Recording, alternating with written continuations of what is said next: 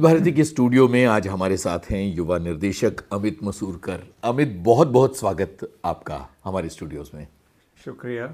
बताइए कैसा लग रहा है रेडियो स्टेशन के स्टूडियो में आकर, जहां से आपकी आवाज़ें दुनिया के कोने कोने में पहुंचेंगी। मैं पहली बार आया हूँ ऑल इंडिया रेडियो के दफ्तर में, और आपका जो कैंपस है वो बहुत बढ़िया है। इतनी ग्रीनरी आपको बॉम्बे में कहीं नहीं दिखती है जितनी आपके कैंपस में है। क्या बात है, शुक्रिया। अमित, ये बताइए कि किस तरह के परिवार से आपका ताल्लुक़ रहा है, और अपने बचपन को थोड़ा याद कीजिए कि कितने शरारती थे आप कि टीचर्स की बहुत डांट खाई है। मेरे पापा जो थे वो एक फार्मास्यूटिकल कंपनी में काम करते थे। हाँ। और मेरी मम्मी जो थी वो है जो एक्चुअली थे नहीं बोलना चाहिए ना, बोथ आर अलाइव। हाँ हाँ, मतलब करते रहे। हाँ हाँ। मैं बेसिकली बम्बई का हूँ, बॉम्बे का हूँ, मुंबई का हूँ। तो बचपन यहीं पे गुजरा, शिवाजी पार्क एरिया में। तो मेरे पिताजी उस ज़माने में एक फार्मा कंपनी में काम करते थे, और मेरी मम्मी कंप्यूटर्स में जो डेस्कटॉप पब्लिशिंग है वो करती थी तब। और हम जाते थे स्कूल, जहाँ पे शरारत तो हम बहुत करते थे बचपन में, सारे मेरे जो दोस्त थे। मेरी एक बहुत अच्छी याद है बचपन की, वो है कि मेरे एक फ्रेंड है, उनके पास एक टेलीस्कोप था। ओके। हाँ, तो उस टेलीस्कोप को लेकर हम रात भर तारों को देखते थे। वाह वाह। हाँ, और फिर वो टेलीस्कोप धीरे धीरे नीचे आता था, और फिर हम लोगों के घर में झांकते थे। ये बदमाशी थी, इसका मतलब है। हाँ। तो पिटाई हुई? नहीं, पिटाई कभी नहीं हुई। पर हम ट्रैक्स भी काफ़ी करते थे मुंबई और पूना के बीच में। हाँ। बहुत सारे गढ़ हैं जहाँ जाते हैं। तो 8वीं कक्षा के बाद बहुत सारे ट्रैक्स पे हम जाते थे दोस्तों के साथ, सारे दोस्त मिलकर। और रात भर रहते थे वहाँ पे, 2-3 रात रुक कर वापस आते थे।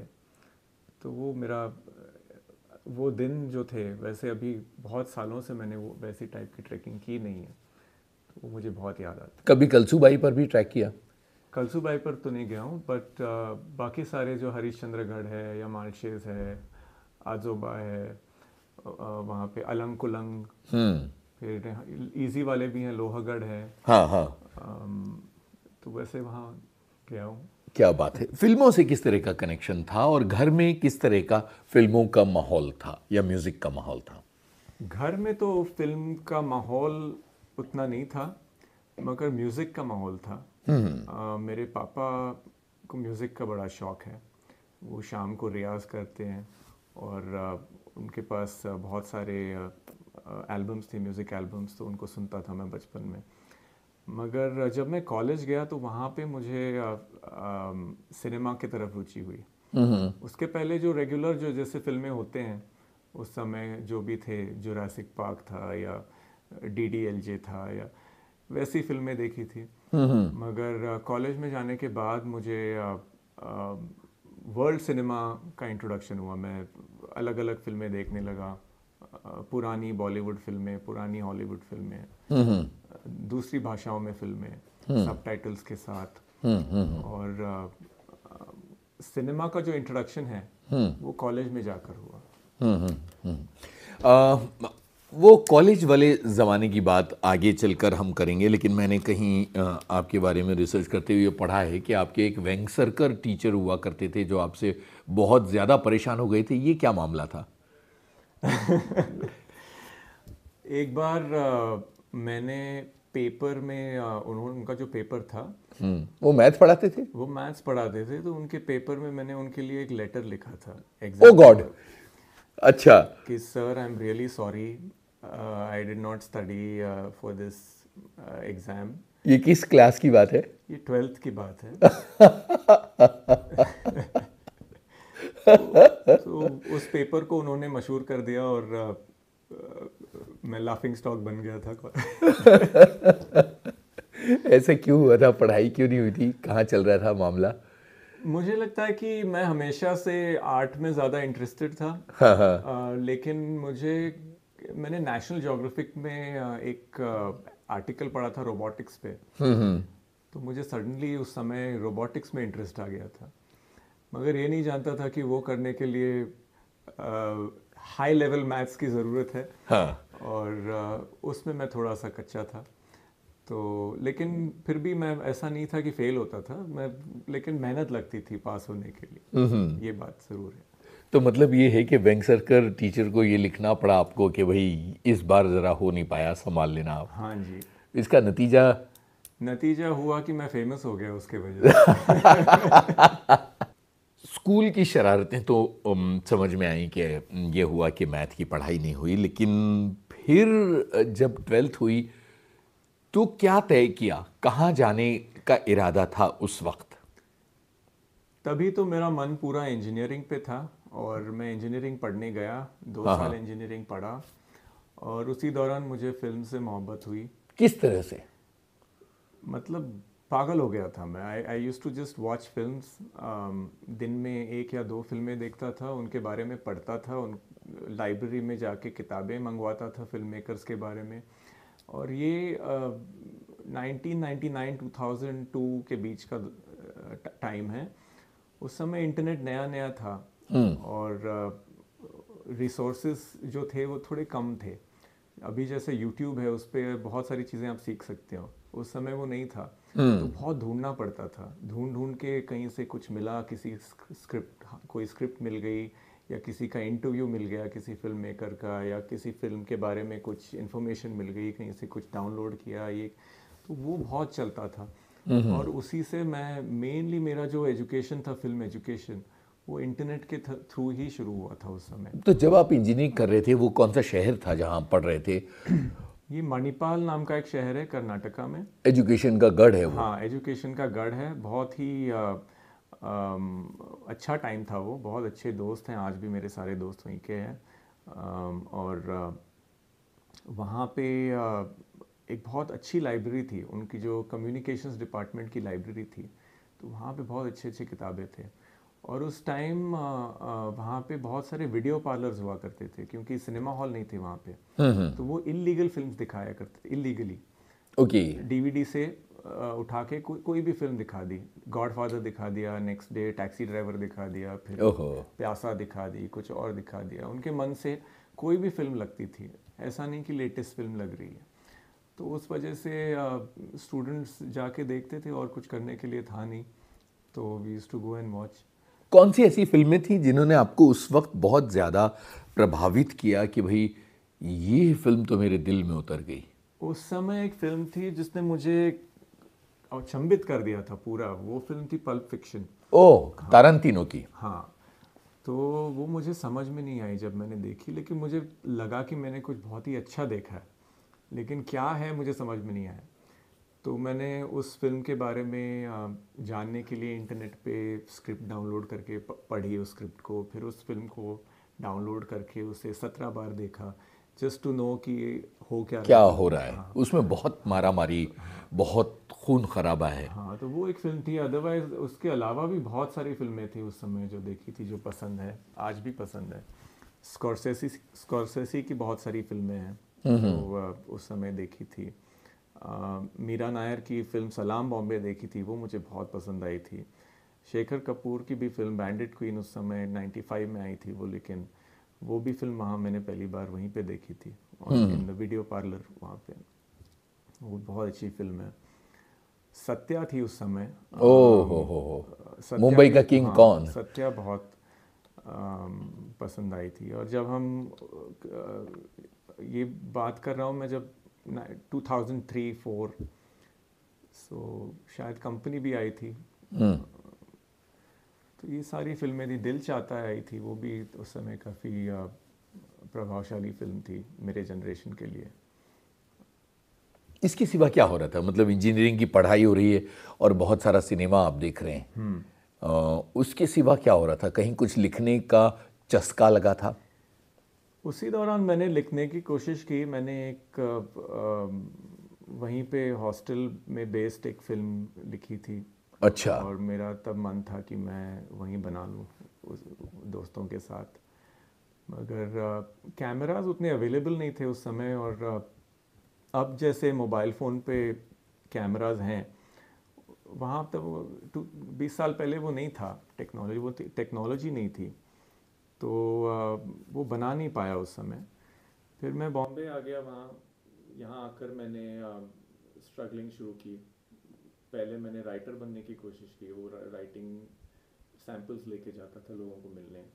फिर असिस्टेंट डायरेक्टर बन गया, एडिटर का असिस्टेंट बन गया, और अलग अलग जॉब्स करी। लेकिन ऐसा नहीं हुआ कि इंजीनियरिंग का जो पूरा सिनेरियो था वो आपको किसी और दिशा में ले जा रहा था? आपके सारे साथी जो हैं वो कहीं और इंजीनियरिंग की दिशा में बढ़ रहे थे, हाँ, तो वो एक कन्फ्यूजन कि इधर जाऊं कि कन्फ्यूजन तो उधर जाऊं। बहुत था, कन्फ्यूजन तो बहुत था। मगर जब मैंने डिसाइड किया कि इसमें आना है, तो मुझे डर नहीं लगा। मुझे लगा कि मैं कुछ सही कर रहा हूँ। घर का क्या रिएक्शन था? घर पे सब परेशान हो गए थे, लाइक मम्मी पापा काफ़ी परेशान हो गए थे, और दुखी भी थे शायद, क्योंकि उनका सपना था कि मैं इंजीनियरिंग करके कुछ बड़ा काम करूँगा। तो वो गाना जो था पापा कहते हैं, वो काफ़ी पॉपुलर था कॉलेज में। हाँ हाँ हाँ। उसमें एक लाइन है ना, कोई इंजीनियर का काम करेगा, तो वो लाइन आते ही सब लोग चीयर किया करते थे। तो मैं जब वापस आ गया, पर मेरे पेरेंट्स काफ़ी समझदार भी थे वैसे, तो उन्होंने मेरे डिसीजन को एक्सेप्ट किया। और मैं उन्हीं के साथ रहता था। मैं मुंबई का ही पला बड़ा हूँ। तो जो स्ट्रगल बाहर के लोगों को होता है यहाँ आकर, घर ढूंढना और खाने का इंतज़ाम करना, वो प्रॉब्लम्स मेरे नहीं थे। मेरा प्रॉब्लम था काम तलाशना और सीखना। तो फीस बच गई पापा की, जो देते थे। तो क्योंकि मैं वापस आ गया, तो 2 साल मैंने स्ट्रगल किया, फिर मुझे अच्छी जॉब मिल गई। तो इस तरह से ये हुआ कि फिल्मों की दिशा में पहला कदम तो आगे बढ़ा। जब आपने लिखने का काम लिया तब भी कहीं ना कहीं ये तो रहा होगा कि ये ठीक है, टेम्परेरी है, अभी जाना तो फिल्मों की तरफ है। मैं फिल्में ही तो लिख रहा था, हाँ। मैं टेलीविज़न लिख रहा था, फिल्म्स के लिए लिख रहा था। लेकिन मुझे करना था डायरेक्ट, और डायरेक्ट करने के लिए अपॉर्चुनिटी मिलना मिलना बहुत मुश्किल है। उसके लिए आपको एक्टर्स और प्रोड्यूसर्स को कन्विंस करना होता है, और वो तभी कन्विंस हो जाते हैं जब वो आपका काम देखते हैं। लेकिन it's like a chicken egg situation. बिल्कुल। तो मुश्किल होता है कुछ ऐसा क्रिएट करना जो विद ज़ीरो बजट, जो बड़े बड़े लोगों को, जिन्होंने बड़ी बड़ी चीज़ें देखी हैं, उस स्टैंडर्ड तक बनाना बहुत मुश्किल होता है।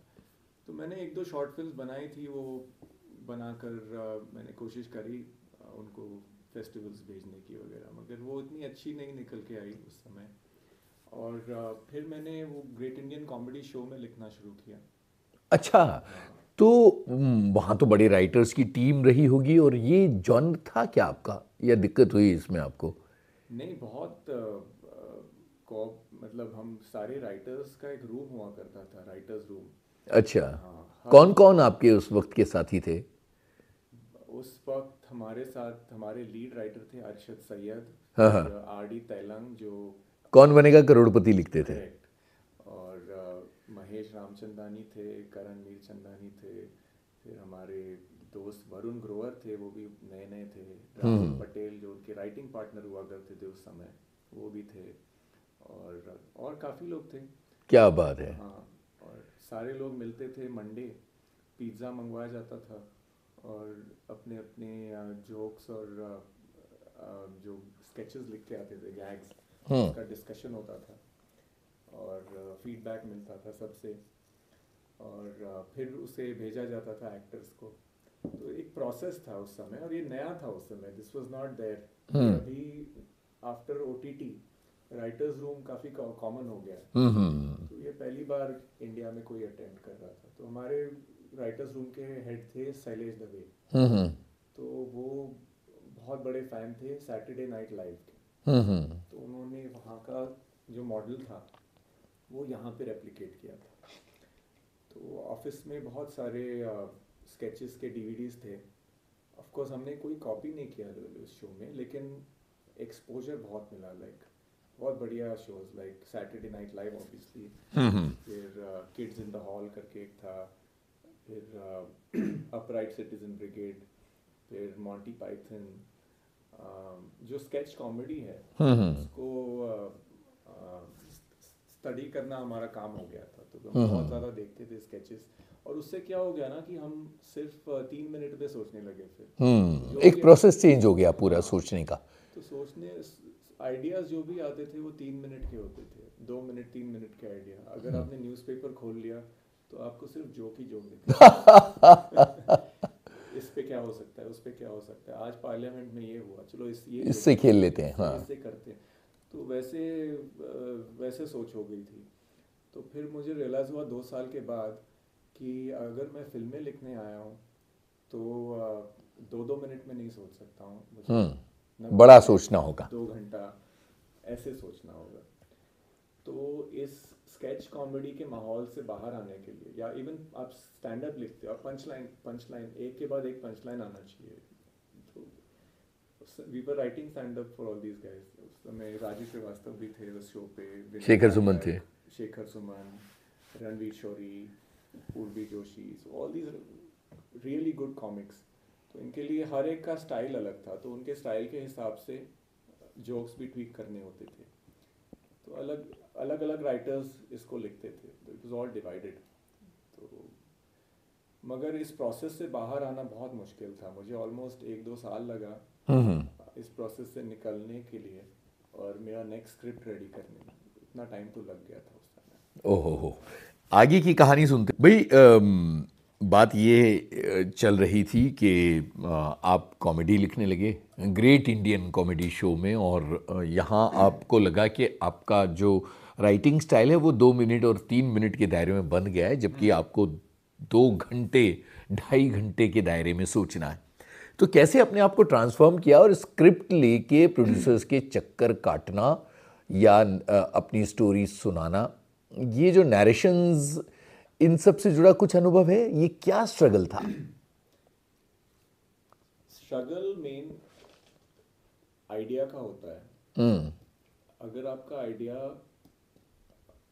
बहुत ही एक्साइटिंग है तो ऑटोमेटिकली दरवाजे खुलते हैं।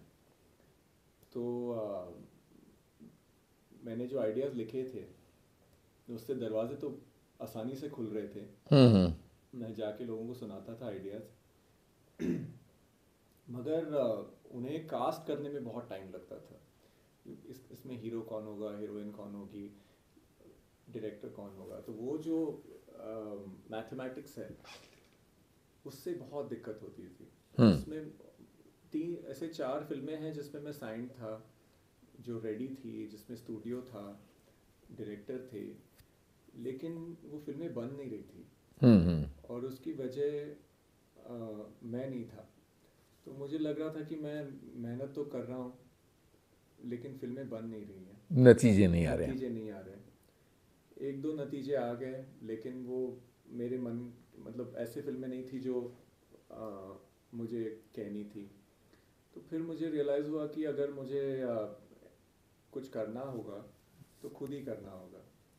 और अगर मैं एक ऐसी फिल्म लिखूं जो मैं खुद डायरेक्ट कर सकूं, जिसमें पैसे बहुत कम लगे, ऐसी चीज़ें यूज़ करूं जो मेरे पास हैं, ऐसे लोकेशंस यूज़ करूं जिनका एक्सेस मुझे है, और एक्टर्स ऐसे लूँ जो मेरे साथ काम करना चाहते हैं, जो मेरे दोस्त हैं, या फिर 1-2 सीनियर एक्टर्स भी थे, जैसे रज़ाक खान साहब थे उसमें, दिलीप प्रभावलकर जी थे, अमृता राव जी थी, ये डायरेक्टर्स भी थे, महेश भट्ट साहब थे। ये सारे लोग जिन मैंने उनको रिक्वेस्ट किया और उन्होंने हाँ बोला, और फिर मैंने वो स्क्रिप्ट लिखी जो इन सब चीज़ों को लेकर थी, और मेरे एक्सपीरियंसेस पे थी वो as a screen writer in Mumbai. और फिल्म थी सुलेमानी कीड़ा। तो सुलेमानी कीड़ा बनाने के दौरान या उससे पहले किस तरह की निराशा का सामना आपको करना पड़ा, क्योंकि आप जगह जगह स्क्रिप्टें सुना रहे थे और कुछ बन नहीं रही थी और कहीं कुछ निकल के नहीं आ रहा था। तो ये जो इंतज़ार लंबा खींच रहा था, कहीं क्या इस इंतज़ार ने आपको तंग किया, परेशान किया? इन फिल्मों के अलावा मैं टेलीविज़न में भी काफ़ी काम कर रहा था, वहाँ से मेरा गुजारा होता था, तो वो भी चलता रहता था। तो कहीं ना कुछ हो रहा था, तो ऐसा नहीं था कि हम घर घर पे बैठे थे, तो कुछ ना कुछ तो हमेशा होता रहता था। कोई कॉर्पोरेट फिल्म बनाई, कुछ कोई ऐड बना दिया, कुछ और किया, मगर उसमें वो मज़ा नहीं आ रहा था, क्योंकि आए थे हम फिल्म बनाने। हम्म। तो तो निराशा तो थी, होती होती रहती थी, मगर एक होप था कि कुछ ना कुछ निकल के आएगा ज़रूर। जब सुलेमानी कीड़ा फिल्म आपने लोगों को सुनाई, प्रोड्यूसर्स को सुनाई, तो क्या रिएक्शन आया था? क्या उस तरह से इसका स्वागत हुआ जैसा फिल्म बनने के बाद जिस तरह का उत्साह दिखा लोगों में? मैंने किसी भी प्रोड्यूसर को नहीं सुनाई वो फिल्म, ओके। क्योंकि हमारा इंटेंशन था खुद बनाने का।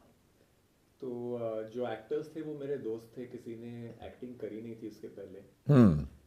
जो मेन एक्टर्स थे, मयंक तिवारी, नवीन कस्तूरिया और अदिति वासुदेव। अदिति ने दो दुनी चार में एक्टिंग की थी। तो मयंक फेलो राइटर थे। मयंक तभी वो कुछ और करते थे, वो आई रॉक नाम की कंपनी में काम करते थे। अच्छा। हाँ, एज अ राइटर। एंड नवीन कस्तूरिया तब असिस्टेंट डायरेक्टर थे दिवाकर बैनर्जी के। ओके। हाँ, तो इनके साथ जब हम when we all got together to make it, उस समय हमारा इंटेंशन यही था कि मस्ती करेंगे और अपने मन से बनाएंगे, क्योंकि हमें पता था कि अगर हम किसी प्रोड्यूसर के पास जाएंगे तो वो बोलेंगे कि एक्टर चेंज कर लो, गाने चेंज करो, ये करो वो करो, तो उस चक्कर में ये फिल्म कुछ और ही बन जाएगी। हम्म। तो इसीलिए हमने ये फिल्म किसी के पास नहीं ले हम इस फिल्म को किसी के पास लेकर नहीं गए उसमें। और फिर किस तरह का रिस्पांस हुआ, क्योंकि फिल्म फेस्टिवल्स में ये फिल्म बहुत घूमी है। मुझे याद है कि मुंबई इंटरनेशनल फिल्म फेस्टिवल में इसकी तारीफ़ों का जो दौर चला था, तो अचानक से ये फिल्म जो है चर्चा के केंद्र में आ गई थी। हाँ, लेकिन इसकी जो ऑडियंस है वो मेनली मुंबई से है, और जो फिल्म से जुड़ी हुई ऑडियंस है, उनको मुझे नहीं लगता कि ये फिल्म इंडिया में उतनी पॉपुलर हुई है। हम्म। मगर इंडस्ट्री में जो लोग हैं, या जो यंग, इवन आज जो जेन जी है, जिनको फिल्म्स में आना है, लोगों को उनको पसंद आ रही है फिल्म। तो हम्म। हाँ, तो मुझे खुशी होती है, और तभी भी खुशी हुई थी क्योंकि एक्सपेक्ट नहीं किया था कि ये फिल्म रिलीज भी होगी। हम्म। तो जो भी हुआ उसके बाद वो तो बोनस ही था हमारे लिए। फिल्म सुलेमानी कीड़ा बहुत दूर तक भले ना पहुंची हो, पर कहीं ना कहीं इसने आपको एक तरह से एस्टेब्लिश ज़रूर कर दिया था। डेफिनेटली है। तो फिल्म के पहले के अमित और बाद के अमित में क्या फ़र्क आया था? एक कॉन्फिडेंस आ गया था, क्योंकि उसके पहले मुझे लग रहा था कि मैं शायद गलत लाइन में आ गया हूँ। कोई मेरी बात ही नहीं समझ रहा है। कोई बात ही नहीं समझ रहा है। और जैसे मैंने कहा कि चिकन एंड एग सिचुएशन हो गया था, क्योंकि बिल्कुल। फिल्म नहीं थी इसलिए फिल्म बन नहीं रही थी। तो अभी ऐसे कुछ बन गया था जिसको दिखाकर मुझे नेक्स्ट फिल्म मिल सकती थी। और वही हुआ, क्योंकि मनीष मुंद्रा जो है, जिन्होंने न्यूटन प्रोड्यूस की, उन्होंने सुलेमानी कीड़ा देखी थी। और जो शिलादित्य बोरा थे उनके सीईओ, उन्होंने वो फिल्म डिस्ट्रीब्यूट की थी पीवीआर में। तो इस वजह से उन्होंने मेरा इंट्रोडक्शन किया था मनीष से, और न्यूटन मनीष को पसंद आई। कैसे ये आइडिया आया था? न्यूटन कहाँ से शुरू हुई थी? 2009-10 में मैं एक स्क्रिप्ट लिख रहा था। 2009-10 में एक स्क्रिप्ट लिख रहा था। उस स्क्रिप्ट का नाम था इश्क, मुश्क और पॉलिटिक्स। ओके। तो उस स्क्रिप्ट का रिसर्च करने के लिए हम कसिया गए थे, कुशीनगर। ओके। तो वहाँ के जो मेंबर ऑफ पार्लियामेंट है, उनकी बेटी हमारी फ्रेंड है। तो यहाँ पे वो मुंबई में उस समय असिस्टेंट डायरेक्टर थी, अभी प्रोड्यूसर है। तो उसने उसने मुझे कहा कि तुम जाके पापा के साथ रहो और थोड़ा देखो कि गांव में पॉलिटिक्स क्या होती है? क्या होती है। तो मैं, मेरे साथ मेरे को राइटर थे हितेश केवल्य और एक फ्रेंड है करण मखीजा। हम तीनों वहाँ गए उनके साथ, ऑलमोस्ट 2 वीक उनके साथ हम घूमे। इलेक्शन का टाइम था, तो हमने सारा वो जो इलेक्शन का माहौल है वो एक पॉलिटिशियन के घर में रहकर एक्सपीरियंस किया। हम उनके साथ रैलीज पर गए, उनके साथ जहाँ जहाँ वो जाते थे उनके साथ हम जाते थे। और शाम को हम उनके पार्टी वर्कर्स के साथ बैठ के किस्से सुनते थे और बहुत सीखे उससे, बहुत एक फर्स्ट हैंड अनुभव आया एज आउटसाइडर्स, यू नो।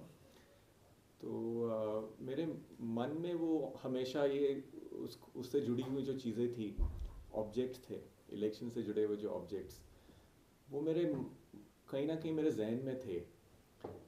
तो अराउंड 2012 में मैं एक दिन अपना सुलेमानी कीड़ा का एडिट करके बैठा था और मुझे एक नई स्क्रिप्ट लिखनी थी कुछ। तो मैं ऐसे ही वर्ड्स टाइप कर रहा था, रैंडम वर्ड्स। अच्छा। हाँ, रैंडम वर्ड्स टाइप कर रहा था, कुछ भी, मोबाइल फ़ोन, चश्मा, हारमोनियम, ये वो। तो उसमें कहीं ना कहीं सडनली एक वर्ड आ गया, इलेक्ट्रॉनिक वोटिंग मशीन।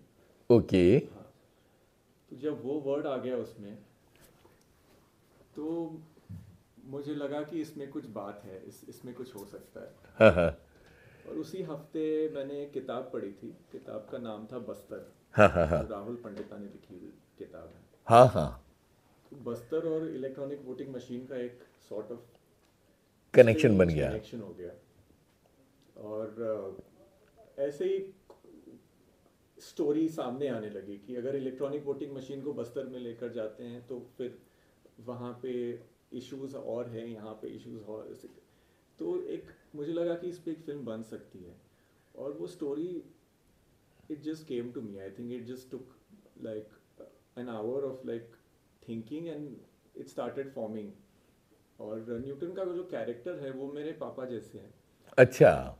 वो काफ़ी ईमानदार है और वो अपना काम करते हैं और बहुत उनका एक टाइम टेबल होता है, डिसिप्लिन है और बहुत सिंपल है, ऑनेस्ट है। तो मुझे लगता है कि ये 3-4 चीज़ें मिक्स होकर एक सॉर्ट ऑफ योगा योग कह सकते हैं उसको। तो न्यूटन ही नाम क्यों रखा था आपने? ये भी एक इंटरेस्टिंग कहानी है। फेसबुक पे मुझे किसी लड़के ने रिक्वेस्ट भेजा था। हाँ हाँ। उस लड़के का फर्स्ट नेम न्यूटन था। ओके। इस कैरेक्टर का नाम पहले कुछ और रखा था, मुझे याद भी नहीं है। लेकिन जब मैंने न्यूटन नाम पढ़ा तो मुझे लगा कि ये बहुत इंटरेस्टिंग नाम है इस कैरेक्टर के लिए। हाँ हाँ। और मैंने उसका नाम न्यूटन रखा और जैसे ही उसका नाम न्यूटन रखा वैसे ही बहुत सारी चीज़ें क्लियर होने लगी। बिल्कुल। हाँ, वैसे ही हमें रियलाइज़ हुआ कि इसमें न्यूटन के 3 लॉज आएंगे। हाँ। क्योंकि थर्ड लॉ है equal opposite reaction, correct. Inertia, momentum. तो ये सारी चीज़ें उस फिल्म में ऑटोमेटिकली आ जाती हैं। उसका first act Newton's first law है, second act Newton second law है, थर्ड। तो ये सारी टेक्निकल चीज़ें, मगर इनसे हमें हेल्प हुई। ये चीज़ें शायद फिल्म में उतनी ओवर्टली नहीं दिखती हैं, मगर जब आप एक सोचने का प्रोसेस होता है उसमें बहुत सारे जब इन्फ्लुएंसेस आने लगते हैं तो उनका छोटा छोटा अंश दिखने लगता है।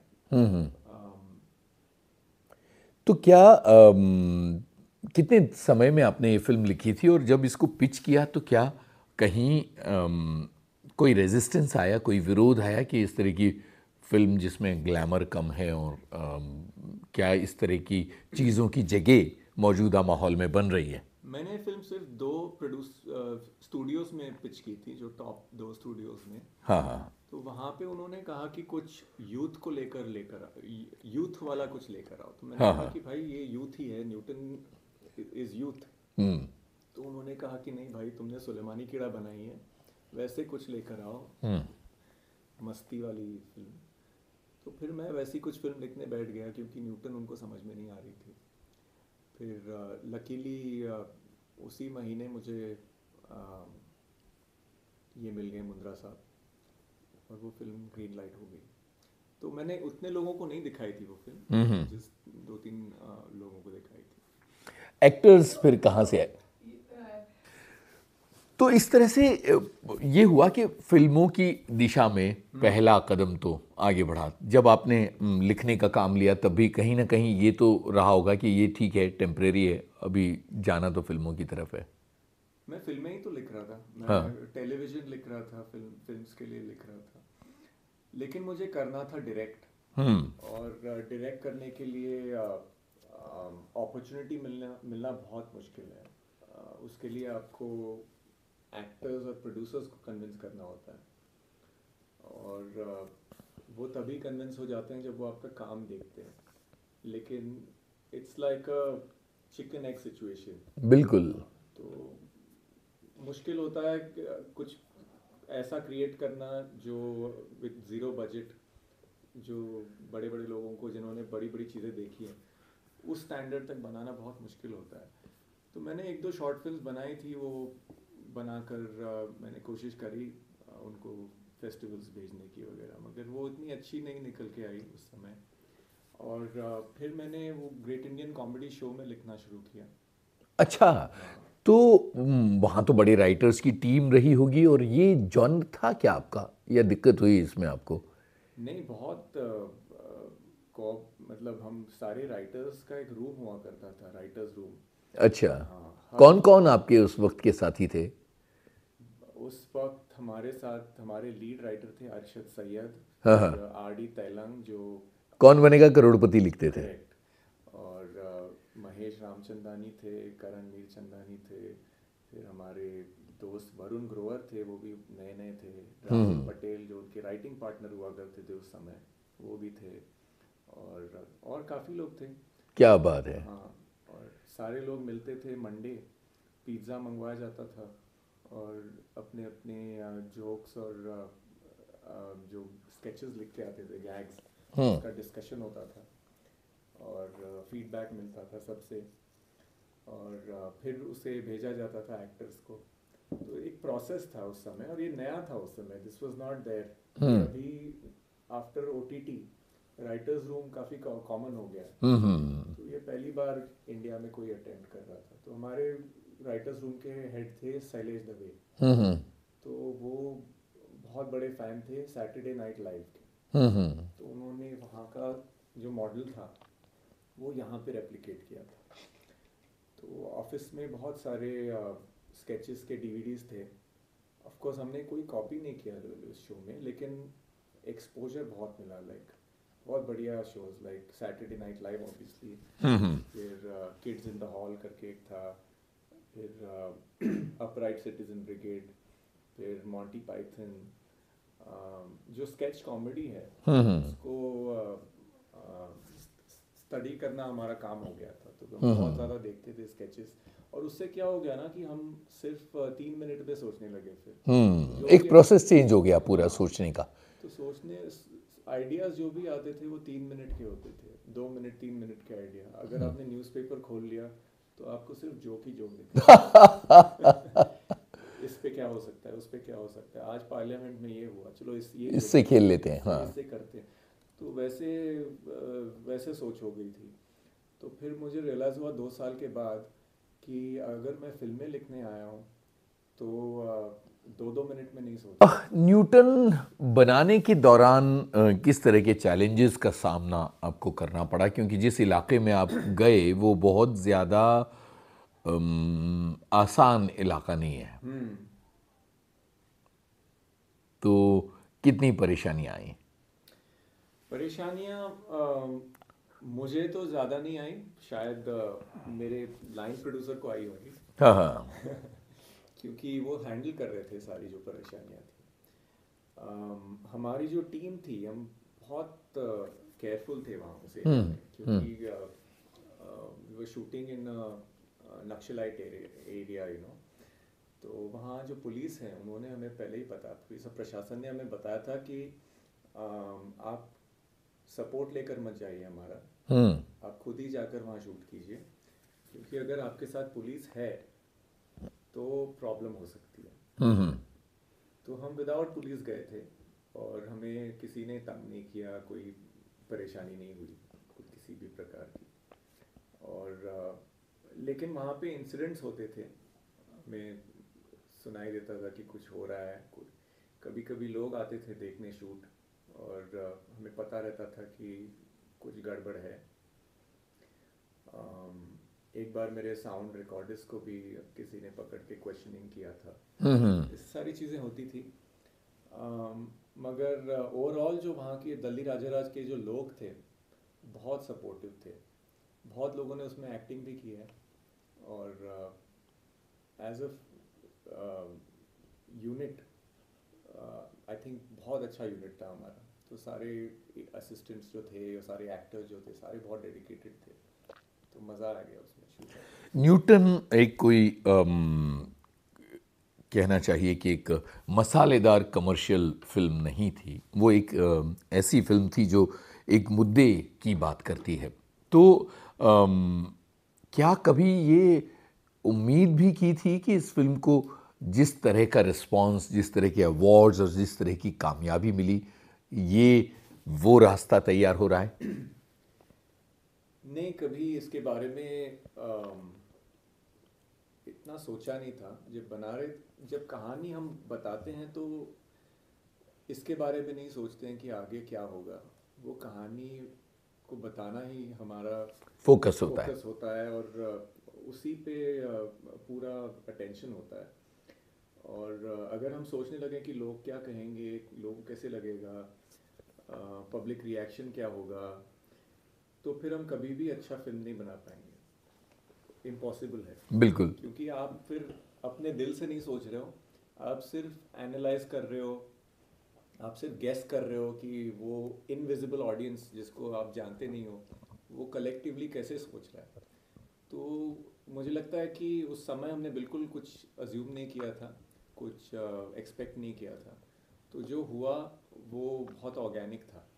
तो बहुत खुशी हुई जब हमने रिएक्शन देखा। कोंडागांव जैसे शहर में भी वो फिल्म 4-4 वीक तक चली थी। छोटे छोटे गांव में, गोरखपुर में, यहाँ बहुत ऑल ओवर इंडिया से कॉल्स आते थे मुझे, राजकुमार को, पंकज जी को। तो लोगों को वो काफ़ी कनेक्ट हुई। और उसके बाद अवार्ड्स आने लगे, फिल्म फेयर हुआ, नेशनल अवार्ड्स हुए, तो कैसा लगा बतौर डायरेक्टर आपको कि आपकी एक ऐसी फिल्म जो आपका पहला कदम रही है एक सिलसिलेवार, उसको इस तरह की तारीफ़ें मिल रही हैं, अवार्ड्स मिल रहे हैं? नहीं, खुशी हुई। मैं ज़्यादा उसमें मैं हर जगह गया नहीं एक्चुअली। मैं सारे अवार्ड शोज में नहीं गया था, कुछ कुछ में ही गया। और फोकस मेनली, मुझे थोड़ा सा ये भी लग रहा था कि फिल्म तो बन गई, लेकिन उससे क्या कोई बदलाव आएगा, तो ये भी एक भावना थी। तो खुशी तो हो रही थी डेफिनेटली, मगर ये भी चाहता था कि उससे कुछ हेल्प हो जाए वहाँ जिसके बारे में वो फिल्म थी। तो आज भी मुझे बहुत बार मैसेजेस आते हैं इलेक्शन, लाइक जो कंडक्ट कर रहे हैं ऑफिसर्स वगैरह, या फिर ट्राइबल एरिया से भी मैसेजेस आते हैं लोगों के कि उन्हें वो उस फिल्म से उन्हें लगा कि उनकी आवाज़ बाहर तक पहुंची। क्योंकि मुझे याद है जब हमने सेंसर बोर्ड स्क्रीनिंग किया था इसका, तो सेंसर बोर्ड में किसी मेंबर ने मुझे पूछा कि ये छत्तीसगढ़ है कहाँ। ओहो। हाँ। और फिर मैंने उनको बताया, फिर उन्होंने कहा कि ऐसे लोग इंडिया में आज भी हैं। तो इस तरह का जो, और ये कोई ऐसी लेडी थी जो सेंसर बोर्ड की मेंबर है, तो उनको भी पता नहीं था इसके बारे में। तो इतनी इग्नोरेंस है यहाँ पे सबको। तो मुझे लगा कि इस फिल्म को जो मिला वो बहुत ना कि मेरे, not just for me but for the film also, I think it was a very big push. इस फिल्म को देखने के बाद मम्मी पापा की क्या रिएक्शन थी और उनकी सोच में क्या बदलाव आया, क्योंकि वो आपके करियर को लेकर थोड़े ज़्यादा चिंतित रहे थे। हाँ, नहीं वो खुश हो गए, उनको देवर वो कभी भी मुझे प्रेशराइज नहीं करते थे, तो उन्होंने कभी ज़्यादा दुख भी नहीं जाहिर किया था। तो मुझे लगता है कि वो खुशी थे, मेरे साथ आए थे दोनों दिल्ली नेशनल अवार्ड के लिए। और अभी वो शेरनी से भी खुश हैं। तो जनरली आई थिंक उनका जो एटीट्यूड है वो ज़रा टूवर्ड्स लाइफ जो एटीट्यूड है, तो थोड़े दोनों फिलोसॉफिकल है दोनों, तो उससे एक हेल्प होता है। चूंकि बात मम्मी पापा की चल रही है तो यहाँ एक गाना उनके नाम करने की चुनौती आपके सामने रख रहा हूँ। मैं मुझे आई थिंक एक अच्छा गाना याद करता हूँ, लेट्स सी। पापा कहते हैं। बिल्कुल, हाँ, सुनते हैं कयामत से कयामत तक फिल्म का ये चलो। गाना। भाई न्यूटन फिल्म आई अमित, और इस फिल्म के ज़रिए एक तरह से अवार्ड्स की बारिश हुई है ना, और ये पहचान मिली कि ये एक ऐसा निर्देशक आया है जिसने समाज की नब्ज़ को टटोला है और जो थोड़ी रियलिस्टिक चीज़ें सोचता है।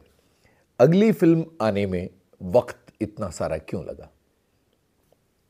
उतना ही वक्त लगता है एक फिल्म को लिखने में और उसे बनाने में और रिलीज़ करने में। हमें एक्चुअली वो फिल्म रिलीज़ करनी थी 2020 में, हाँ, मगर कोविड के वजह से वो पुश हो गया ठीक बात है, और क्योंकि 21 में रिलीज़ हुई। परेशानियां बट कोविड की सारी आई। हाँ, पर शेरनी का आइडिया कहाँ से डेवलप किया था आपने? किसी खबर के ज़रिए हुआ या क्या था?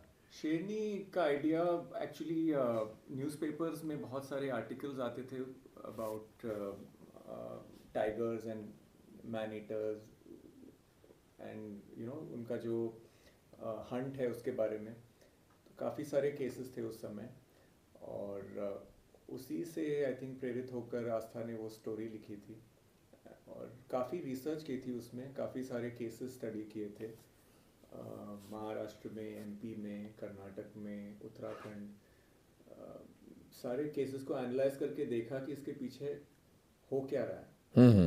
और शेरनी में आप जो देख रहे हैं वो 90% ऑफ द केसेस में वैसे ही होता है। जो साथ में रहना जो होता है, coexistence, we been doing that for thousands of years, you know not बिल्कुल। Just humans and humans animals, you know. तो ये उसी के बारे में था, about coexistence and misunderstandings and how somebody is made an outsider, because एक statistic था वहाँ पे, जिस एरिया में टाइगर्स की वजह से डेथ हुई है, उस एरिया का स्टैटिस्टिक्स था कि almost 15-20 times more death car accident से हुई है उसी एरिया में। बिल्कुल, ये बात भी आती है फिल्म में। हाँ, तो हमें वही लगा कि यहाँ पे there are other forces that are playing behind this, instead of working towards creating harmony, there are other forces that are working towards dividing people or giving them misinformation. तो हमें उसे भी टैकल करना था। और ये बात सिर्फ एनवायरनमेंट को रिलेटेड नहीं है, बहुत सारे मुद्दों को रिलेटेड यही है कि कम्युनिकेशन, ठीक से कम्युनिकेट नहीं करते हैं या फिर गलत कम्युनिकेट करते हैं। तो हमें लगा कि इस पर एक फिल्म बन सकती है, बहुत पावरफुल फिल्म, और उसी मकसद से ये फिल्म बनाई। कोरोना के टाइम में आपने इस फिल्म की तैयारियां की, शूट किया, तो जो नॉर्मल डेज होते हैं उनसे कितना अलग था ये सारा काम? कोरोना के टाइम पे जो भी फिल्म बनी है वो एक बायो बबल में बनी है, that was a word created then. Basically उसमें ये होता था कि जो यूनिट्स थी वो सारा होटल रेंट पे लेती थी और सारा यूनिट उसी होटल में रहता था। बाहर का कोई नहीं आता था, अंदर अंदर का कोई बाहर नहीं जाता था, मार्केट जाना अलाउड नहीं है, कुछ भी चाहिए उसे स्प्रे करके लाएंगे। और कोई भी नया पर्सन आएगा तो उसका स्कैनिंग प्रॉपर, उसका टेस्ट वेस्ट करके ही वो अंदर आता था। तो बहुत सारे प्रोटोकॉल्स थे कोविड रिलेटेड, और मास्क पहनना, ये जो सब सारे इंडस्ट्रीज में यही हुआ होगा शायद। तो वही मुश्किल वही था कि एक एडिशनल लेयर आ गया था, क्योंकि एज अ डायरेक्टर आप एक्टर के साथ डायरेक्टली इंटरेक्ट करते हो सेट पे, एक you can go and do things. यहाँ पे एक प्रोटोकॉल आ गया था इसकी वजह से, हम्म। क्योंकि एक्टर्स एक्सपोज थे, वो मास्क नहीं पहन रहे थे। तो हमें हमेशा डर लगता था कि व्हाट इफ इन्हें कोविड हो गया तो क्या, ये हुआ तो क्या। तो बहुत केयरफुली पूरा शूट हो रहा था, बहुत। शेरनी एक ओटीटी प्लेटफॉर्म पर रिलीज हुई। एक थिएटर में फिल्म दिखाने का चलन जो है वो धीरे धीरे अब एक बड़ा शिफ्ट टुवर्ड्स ओटीटी आ रहा है। अम, मेरा ख्याल ये है कि शेरनी उन बड़ी फिल्मों में से है जिन्होंने डायरेक्ट ओटीटी पर एंट्री ली और एक चलन शुरू किया। आपकी क्या राय है इस बारे में कि क्या हमारे दर्शक थिएटर से दूर और ओटीटी के करीब होते जा रहे हैं, और क्या थिएटर्स को इसको लेकर कोई खतरा मंडरा रहा है? उस समय वो मजबूरी थी। शेरनी बनी थी थिएटर्स के लिए और फिल्म फेस्टिवल्स के लिए, मगर बनने के बाद वो रेडी थी। और 2021 में किसी को भी पता नहीं था कि थिएटर्स कब खुलने वाले हैं, कब लोग भरोसा करेंगे थिएटर में जाने। और माहौल ही ऐसा था, पूरा डर था। और जो फाइनेंशियर्स थे उनके पैसे अटके हुए थे इस प्रोजेक्ट में। तो उस समय हमारे पास और कोई चारा नहीं था, तो इसीलिए हमने वो ओटीटी रिलीज़ की। तो ये एक रिलीज सोचा समझा नहीं, बल्कि नहीं, उस हालातों की समय के वजह से। हालात के नॉट जस्ट अस, मद्देनजर। सभी ने उसी समय वही किया था। लाइक जो भी फिल्में उस समय बन रही थी, बन के रेडी थी, वो सारे ओटीटी में जा रही थी। और मुझे पर्सनली सिनेमा हॉल से बेहद प्यार है, क्योंकि मैं बड़े पर्दे पे फिल्म देखना पसंद करता हूँ। तो मुझे नहीं लगता कि थिएटर्स में जाना लोग बंद कर देंगे, क्योंकि अभी आप देखिए राजकुमार की फिल्म आई है स्त्री 2, लोग जा रहे हैं थिएटर में। क्योंकि भारत में जो थिएटर्स के अलावा एंटरटेनमेंट के ऑप्शंस बहुत कम है। यहाँ पे अगर आप फैमिली के साथ कुछ करना चाहते हैं तो आप कहीं पिकनिक पे जा सकते हैं या थिएटर जा सकते हैं, और ज़रिए बहुत कम है मनोरंजन के। तो मुझे लगता है कि अगर आप अच्छी फिल्म बनाते हो किसी भी सब्जेक्ट पे, तो लोग ज़रूर जाएंगे देखने। यहाँ एक गाना सुनते हैं, फिर आगे एक सेगमेंट और बात करते हैं।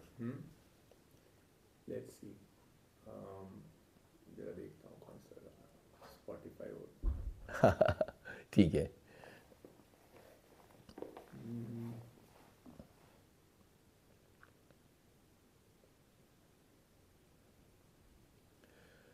कौन सा गाना, न्यूटन का तो है नहीं ना आपके पास? नहीं, न्यूटन नहीं है। चलो,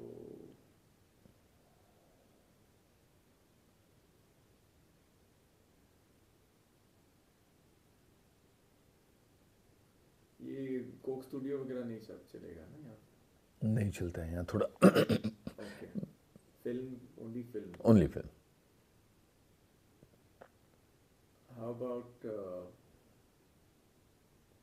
रैंडम गाने, हाउ अबाउट कुन फाया कुन? हाँ हाँ, श्योरली, हाँ, बिल्कुल बजाते चलो। हैं। तो मैं वापस वो लाइन बोलता हूँ, है ना। आगे कुछ और बात करेंगे, यहाँ एक गाने की बारी है, तो बताइए कौन सा गाना आप सुनवाना चाहेंगे? रॉक स्टार फिल्म से गाना सुनूंगा, कुन फाया कुन। ज़रूर, बिल्कुल सुनते हैं। अमित, मुझे ये बताइए कि जिस तरह का रिस्पांस शेरनी को मिला, आपने कहा कि मजबूरी की वजह से उसे ओटीटी पर रिलीज़ करना पड़ा था। कैसा लगा कि पूरे देश में बहुत सारे लोगों ने उसे देखा और ये कहा कि ये एक बहुत महत्वपूर्ण फिल्म इस दौर की बन गई है? बहुत अच्छा लगा, क्योंकि जो रिस्पांस हमें चाहिए था वही रिस्पांस मिला। और क्योंकि सारे लोग घर पे थे, तो काफ़ी लोगों ने वो देखा अमेज़ॉन पे। और शायद ज़्यादा लोगों ने देखा थिएटर से। तो हमारे लिए वो अच्छा हुआ कि लोग और उस समय लोग एनवायरमेंटल इश्यूज़ के बारे में भी बात कर रहे थे कि कोविड के समय उस पर ज़्यादा लोग उसके तरफ देख रहे थे, उस मैटर की तरफ। तो बहुत अच्छा रिस्पांस आया, बहुत सारे नौजवानों के मेल्स और इंस्टा पे या फेसबुक पे लोग कांटेक्ट कर रहे थे। तो विद्या बालन को भी इसमें फिल्म फेयर अवार्ड मिल गया बिकॉज ऑफ हर एक्टिंग। इसके बाद अब क्या चल रहा है आगे, आपकी कौन सी चीज़ें आने वाली हैं? अभी इसके बाद 2-3 फिल्में हैं जो मैं बनाना चाहता हूँ, तो वो उनकी स्क्रिप्ट्स रेडी हैं, या फिर कुछ हैं जो थोड़े से ट्वीक्स उसमें बाकी हैं, उसमें थोड़ा काम चल रहा है। तो फिल्मों का अभी नेक्स्ट 2-3 फिल्में रेडी हो रही हैं, तो वो एक अच्छा है। बहुत सारे से लड़के हैं जो छोटे छोटे शहरों में हैं और जो इसी तरह, किसी ने आपकी तरह इंजीनियरिंग किया है, किसी ने कुछ और पढ़ाई की है, लेकिन वो काम नहीं करना चाहते जिसके लिए उन्हें धकेला जा रहा था और वो फिल्मों की तरफ आना चाहते हैं। आपने अपने हिस्से का स्ट्रगल किया है, तो उनके लिए क्या कहना चाहेंगे? मैं कहूँगा कि स्ट्रगल जो होती है वो सोच की स्ट्रगल होती है कि क्या बनाऊँ, वो स्ट्रगल होती है। अगर आपके फ़ोन पे कैमरा है तो आप भी फिल्म बना सकते हो। आजकल ऐसी अच्छी अच्छी फिल्में हैं, जो टैंजरीन थी फॉर एग्जांपल, आपने देखी होगी, जो आईफोन पे बनी थी। किसी भी फ़ोन पे आप फिल्म बना सकते हो अगर आपको फिल्म बनानी है तो मैं कहूँगा कि आप स्ट्रगल के नाम पे आप टाइम वेस्ट मत कीजिए, आप रियाज करते रहिए। लाइक हम अभी भी करते हैं, मैं हमारे घर में हर फ्राइडे 3-4 दोस्त मिलते हैं और हम एक सीन शूट करते हैं। क्या बात है! हाँ, तो वैसे ही मस्ती में करते हैं, कुछ ना कुछ एक्सपेरिमेंट करते हैं। कभी आस्था शूट करती है, कभी सिद्धेश शूट करता है, मैं शूट करता हूँ, एक हमारे फ्रेंड है सिद्धार्थ, वो भी आते हैं, कभी वो एक्टिंग करते हैं। बेसिकली हम चीज़ें ट्राई आउट करते हैं। तो हमने डिसाइड किया कि फ्राइडे, और उसी दिन एडिट भी करते हैं, तो सुबह मिलते हैं, शूट करते हैं और फिर एडिट करके देखते हैं उसे। तो this is and we don't release it anywhere. हम सिर्फ अपने लिए एक्सपेरिमेंट करते हैं। कभी रिलीज भी नहीं करेंगे, they are just for fun, you know. और ऐसे होनी चाहिए चीज़ें जो आप किसी रिजल्ट के लिए नहीं बना रहे हो। तो ये प्रैक्टिस हमने शुरू किया है और मुझे बहुत मज़ा आता है, और इससे आपका व्हील चलता रहता है। नहीं तो आप यू नो नेक्स्ट प्रोजेक्ट तक आप क्या करोगे, आप लिख रहे हो, शूट करना जो होता है उसका फिर सोचने का जो तरीका है वो फिर you can keep evolving, you want to try something new. बीते कुछ सालों में सिनेमा बहुत बदला है और नए सब्जेक्ट्स ट्राई करने शुरू किए हैं। चूंकि OTT आया है तो उसके बाद से दायरा थोड़ा बड़ा हुआ है। आपको क्या लगता है कि क्या ये एक्सपेरिमेंट के लिए एक अच्छा प्लेटफॉर्म तैयार हुआ है इस समय आप जैसे डायरेक्टर्स के लिए? हाँ, डेफिनेटली। आई थिंक OTT के वजह से बहुत सारे नॉट जस्ट डायरेक्टर्स लेकिन एक्टर्स, राइटर्स, सबको कुछ ना कुछ नया ट्राई करने को मिल रहा है। इसमें मेरे काफ़ी सारे दोस्त भी हैं जिन्होंने अच्छे शोज़ बनाए हैं, फिल्म्स बनाए हैं OTT के लिए, और मैं भी शायद बना रहा हूँ कुछ OTT के लिए, तो वो उसका भी चल रहा है। तो आई थिंक जितने ज़्यादा मीडियम्स है स्टोरी टेलिंग के उतना अच्छा है। और ये सारे जो मीडियम्स हैं उनका ग्रामर अलग अलग होता है, उनके जो रूल्स होते हैं वो थोड़े थोड़े अलग होते हैं। तो as a creator I think आपका माइंड ओपन होना चाहिए सारे मीडियम्स के तरफ, और आपको जो भी बात कहनी है उसके लिए आपको सही मीडियम चुनना है। कोई ऐसी चीज़ हो सकती है वो शायद फिल्म नहीं है, वो शायद यूट्यूब वीडियो है, तो उसका यूट्यूब वीडियो बनाएंगे। सो मुझे लगता है कि I am quite positive about whatever mediums are there. Amit, आप विविध भारती के स्टूडियो में आए और आपने इतने अलग अलग मुद्दों पर बातें की, अपनी ज़िंदगी की यात्रा के बारे में बताया। आगे भी आते रहिए। बहुत बहुत शुक्रिया।